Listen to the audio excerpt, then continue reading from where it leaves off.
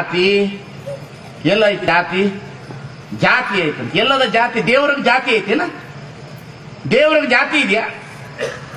ದೇವ್ರಿಗೆ ತಂದೆ ತಾಯಿ ಇದ್ದಾರ ದೇವ್ರು ಇಂಥ ಜಾತಿಯಾಗಿ ಹುಟ್ಟ್ಯಾನಂತ ಬರ್ದಾನೇನ ನಾವು ಮಾಡ್ಕೊಂಡಿರೋದು ಇದಲ್ಲ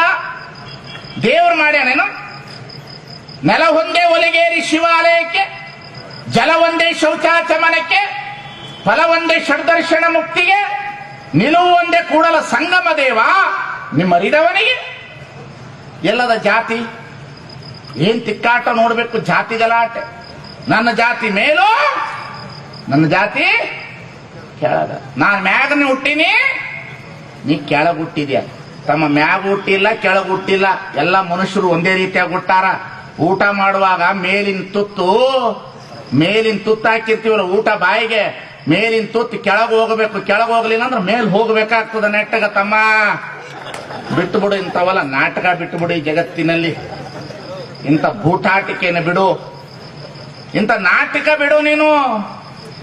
ಜಾತಿ ಜಗತ್ತಿನಲ್ಲಿ ಯಾವುದು ಗಟ್ಟಿ ಹಿಡಿಯೋದಿಲ್ಲ ಬುದ್ಧ ಕ್ಷತ್ರಿಯನಾಗಿ ಹುಟ್ಟಿದ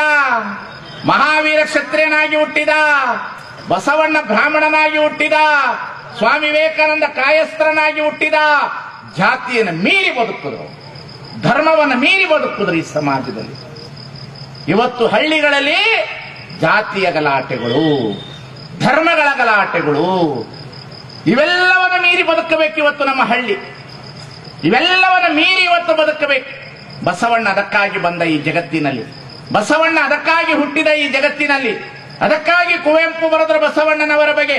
ಕಾರ್ತಿಕದ ಕತ್ತಲೆಯಲ್ಲಿ ಆಕಾಶ ದೀಪವಾಗಿ ನೀ ಬಂದೆ ಬಟ್ಟೆಗೆಟ್ಟವರಿಗೊಂದು ದೊಂದಿದಕ್ಕಾಗಿ 8 ಶತಮಾನಗಳಿಂದ ಓ ಅಧ್ಯಾತ್ಮ ಕ್ರಾಂತಿ ವೀರ ದೇವ ದಯವೊಂದೇ ಧೀರ ಅವತಾರ ಶ್ರೀ ಬಸವೇಶ್ವರ ಎಲ್ಲಿದ್ದೀವಿ ಬಸವಣ್ಣ ಹುಟ್ಟಿದ ನಾಡಿನಲ್ಲಿ ಬಸವಣ್ಣನ ಪರಿಚಯ ಇದೆಯಾ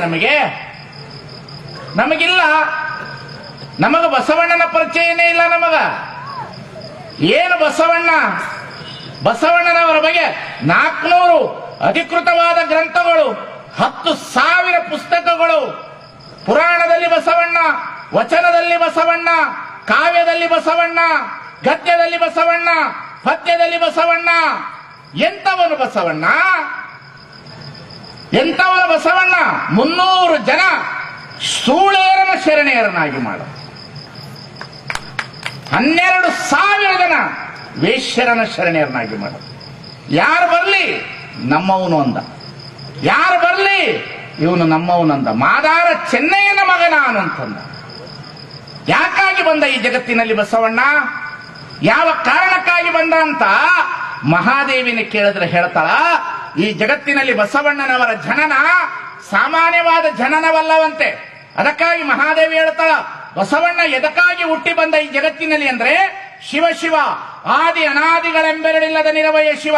ನಿಮ್ಮ ನಿಜವನಾರಯ್ಯ ಬಲ್ಲರು ವೇದಂಗಳಿಗೆ ವೇದ್ಯನು ಶಾಸ್ತ್ರಗಳಿಗೆ ಅಸಾಧ್ಯನು ಪುರಾಣ ಕಗಮ್ಯನು ಆಗಮಕ್ಕೆ ಗೋಚರನು ತರ್ಕಕ್ಕೆ ವಾಗ್ಮನಾತೀತವಾಗಿಪ್ಪ ಪರಶಿವಲಿಂಗವನು ಕೆಲವರು ಸಕಲನೆಂಬರು ಕೆಲವರು ನಿಷ್ಕಲನೆಂಬರು ಈ ಬಗೆಯ ಭಾವದಿಂದ ಹರಿ ಬ್ರಹ್ಮ ಇಂದ್ರ ಚಂದ್ರ ಕಾಲ ದಕ್ಷ ದೇವ ದಾನವ ಮಾನವರೆಲ್ಲರೂ ಕಾಣಲರಿಯದೆ ಭವಭಾರಿಗಳಾಗಿ ಹೋದರು ಈ ಪರಿಯಲ್ಲಿ ಭವಭಾರಿಗಳಾಗಿ ಹೋಗಬಾರದೆಂದು ಸಂಗನ ಬಸವಣ್ಣ ಜಗದಿತ್ಯಾರ್ಥಕ್ಕಾಗಿ ಮರ್ತ್ಯಕವತರಿಸಿದ ಈಗ ಬಂದ ಬಸವಣ್ಣ ಯಾರ ಪರವಾಗಿ ಬಂದ ಹೆಣ್ಣು ಮಕ್ಕಳ ಪರವಾಗಿ ಬಂದ